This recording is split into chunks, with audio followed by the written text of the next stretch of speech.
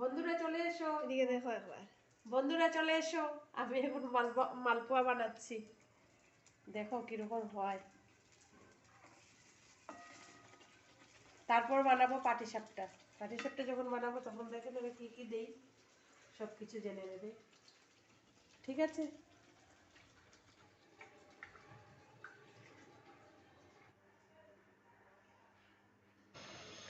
আর এখানে পাটিসাপটা বানিয়ে নিচ্ছে।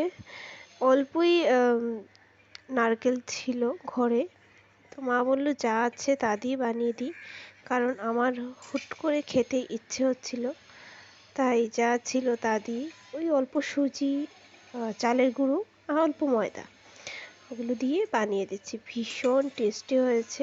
আমি খাওয়ার পরে ভিডিওটা এডিট করছি। এই দেখুন ভীষণ টেস্টি।